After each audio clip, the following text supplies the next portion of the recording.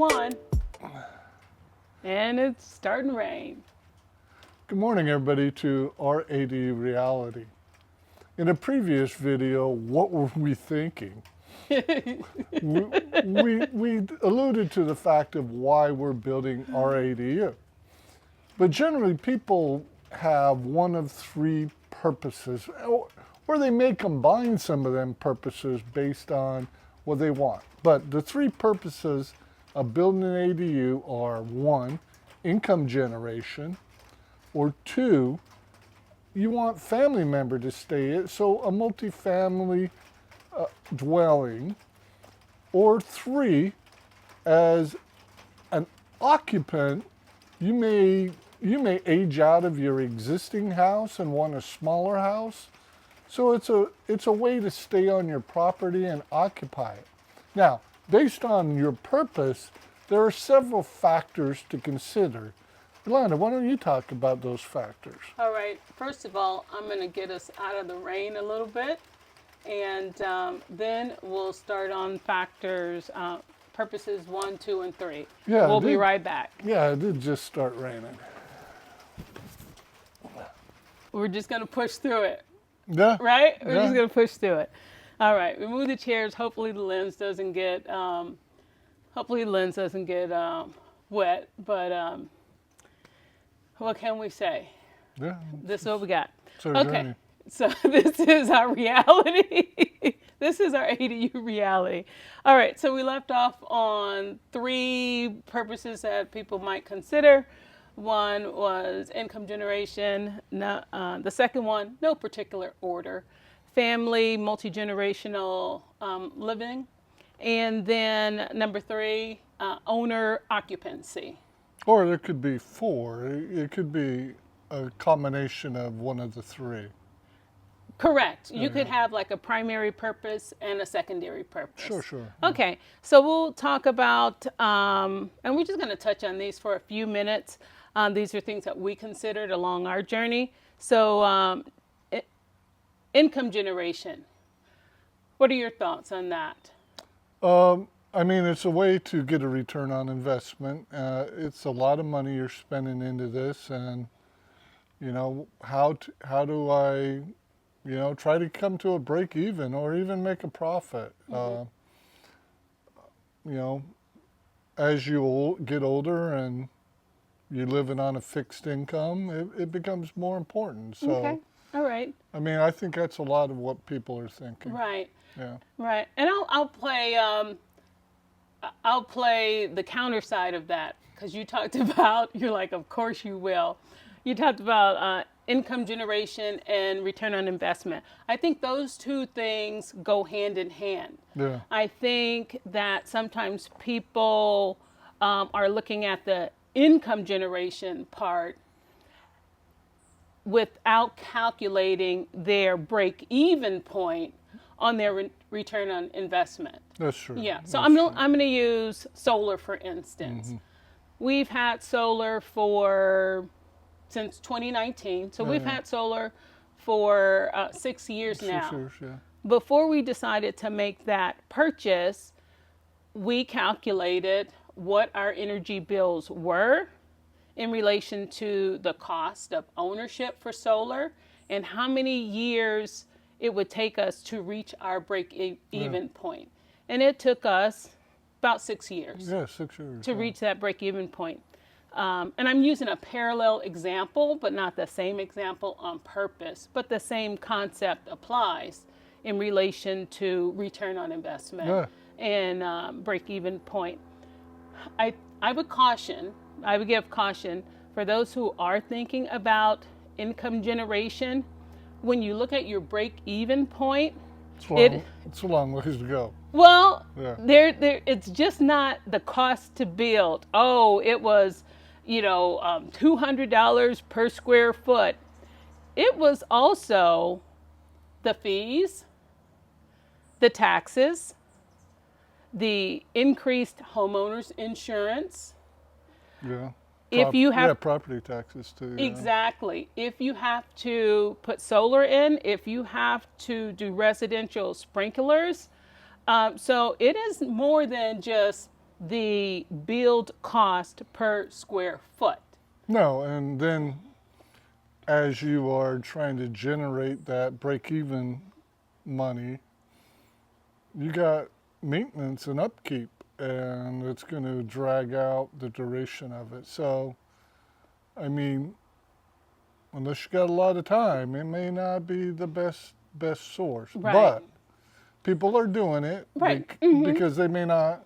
They may have multi-properties, so that's Right. just one of the reasons. Right. And also on income generation, how you pull your money. I'll give another example. When we were looking into our ADU and how we were going to fund it, I went to a bank, I won't say which bank, and they said, well, doing a HELOC is the quickest. I'm like, I'm not looking for the quickest. Yeah. I am looking for what will work for our family. Yeah. If we would have done a refi, we own our home, our primary home, we would have had to pull out a new 30-year loan at today's interest rate. Not only that, we've been at this for 18 months. We would have been paying, if we did a refi, we would have been paying Interest on that already. Yeah. for the last 18 months, which means if we were doing income generation, spoiler alert, which we're not, but if we were doing income generation, that would be money that we are paying towards a loan and there's no occupancy in the unit. Yeah, but I guess, and I think for a lot of people, income generation is they probably have multi-properties that they're managing and doing this, and depending where you're at, I mean, if you're in an area that they allow an Airbnb, it's a way to get income generation and enjoy your ADU at the same time, because you can rent it out, Airbnb it part of the month and use it for family or guests or something the other part. So, Okay. Alrighty. yeah, it's just a different angle. Okay. I'm going to do devil's advocate again, of course. We're in California. Yeah. So where we live in California, the rental is a minimum of 30 days. Yeah, 30 days. So I hate that rule. right. So believe me, we're not your real estate professionals. We are not your CPA. We are not your accountant. We're just people. We are just people. And I would say if you're thinking about income generation, absolutely. Think about in what capacity that you're going to do income generation before you lay out hundreds of thousands of dollars only to find out that what you thought and what is you can actually do are completely different. Yeah, then you're going to have a bad attitude. You might have a bad attitude with regardless of the three. So, True. that's true. Okay. So we talked about income generation. For those who are interested, but please do your homework, do your research, and really think about these things before you go all gun-ho on a particular or hybrid purpose. Yeah. All right, number 2, we're going to talk about family member multi-generational living. So this could be a parent, it could be adult kids, sons and daughters who are coming back to the property to occupy, and it could be family members, aunts, uncles, cousins, and it can also include their children. Yeah, or it could be like a child that has a disability or something, and they just need a constant care. Yeah. Yeah. Or a form of assisted living, but independence Independence at the same time. Yeah. Right. It could be kids who went off to college, got their degrees, and where they're currently living. They might have jobs, but it doesn't mean that your Yeah, salary not can. enough to cover. Yeah. Yeah, Yeah. yeah. So you're helping them out. Yeah. Some places have a high cost of living. Like here. Like we're in California. Yeah. And so it could be, hey, we'll do this ADU for multi-generational living, whether you guys save, get on your feet, or how you're going to, oh, I have a note on that, a mental note, and how you're going to do that. But it's for the benefit of the family unit or the extended family unit. Yeah, and it's to the benefit of the owner of the ADU too, because let's face it, putting a bunch of family members in one house starts to get stressful. Right. And it may be healthy just to separate that. And if you, may be a wise investment. Right. I just want to say it. But you know, Yeah. Because it is a factor. right, right. I would like to get some feedback from others on, what would you rather do? Yeah. Rent it to a family member or to somebody you don't know? I mean, there's trade-offs either way. But it's worth discussing. And we've had those discussions, but it's definitely warrants a... It would be hard to rent to somebody you don't know. Well, that's you. Yeah. That's you. That's me. That's you. Yeah. That's you. I think it's hard for you to rent to anybody, whether you know them or not. Yeah. Okay. All right. We're going to move on to homeowner occupancy. So it could be that you decide to build the ADU for owner occupancy, and you may decide to rent out your primary home. And currently in California, with an ADU, the owner does not have to occupy the parcel. I'll call it the parcel. Now that may change. I'm just talking today. Oh, so what you're saying is the owner could literally move and rent the main house and the ADU. Oh, I didn't even know about that. Yeah. That's a lot. That's a lot of income Yeah, generation. we could do that and just go. We could live in like. Woo-hoo. We can rent both, and as of today, if it was built, we could actually rent both and go on a world cruise for a year. I could just live on a Viking longship, and going up and down the Rhine and. Wow, I didn't even think of that angle, but that is a good angle. But a lot of it, Yolanda, is you got a multi-floored home, and you're older, and all the bedrooms are upstairs, and you love where you live, you love the neighborhood, you love the community, but it's not feasible to, and it's not what you want to do. You don't want to leave the property you spent 30 years on. Okay. Wait. So what I'm saying is, a lot of times you want to move to like a single-story home where you can maneuver and still on your property, and you may just, I'll rent out or I'll let my children live in the big house. Okay. Yeah. I'm going to loop you back to video number 1. What were we even thinking? Yeah. And wait for it. And someone said, I said, are you leaving this parcel? You said what? I said no. You said no. You also said, quote, you don't even like going to the store. No, it's correct? Traffic's horrible. Yeah. So, but there are a lot of options. There are a lot of options for people. If you hear the raindrops on the roof, we apologize in advance. We're just going to continue. We're gonna keep this rolling real time, and so let's go into what our primary and secondary of those 3. We chose a hybrid. Yeah, we chose a hybrid. We chose family member occupancy, my mother. Yeah. And then secondly, it would be self-occupancy. Yeah. Yeah. Yep, that's our choice. But let's talk about some factors to consider in when building an ADU out here. Okay. Yeah.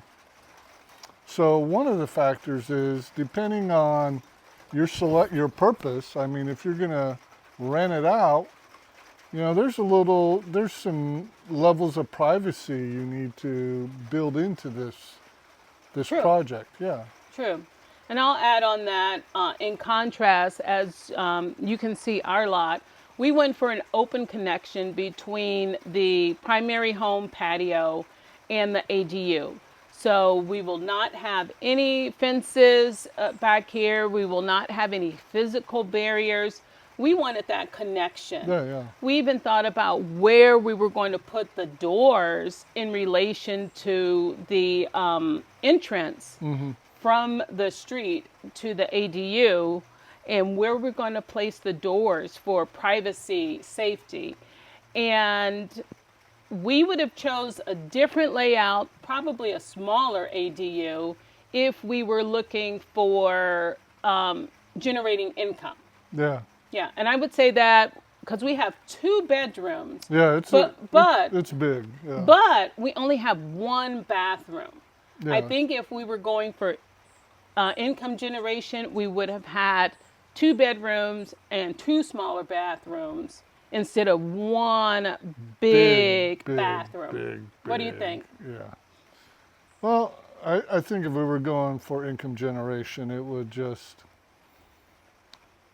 have been 2 bedrooms. It would have been 1 bedroom. Okay. Yeah. It would have been a smaller footprint. Mm-hmm.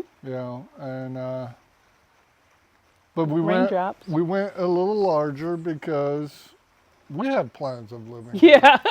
So If we cheap out now, we're just screwing ourselves over. yeah. And just like Yolanda says, you build small, there ain't getting larger later on. Yeah. Yeah, absolutely. And in the end, it doesn't cost more to build larger. It's not that much more expensive. Yeah. What increases a lot of the costs are fees. Mm-hmm.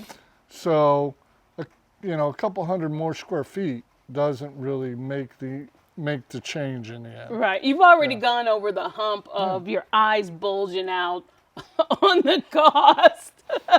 By that time, you've already come to terms that things are expensive. So, I mean, so if you were building as an income generation, and in a yard like ours, what are some of the things you want to factor in? Number 1, you need a private entry, right? Well, you have to have ADU has to have its own entry.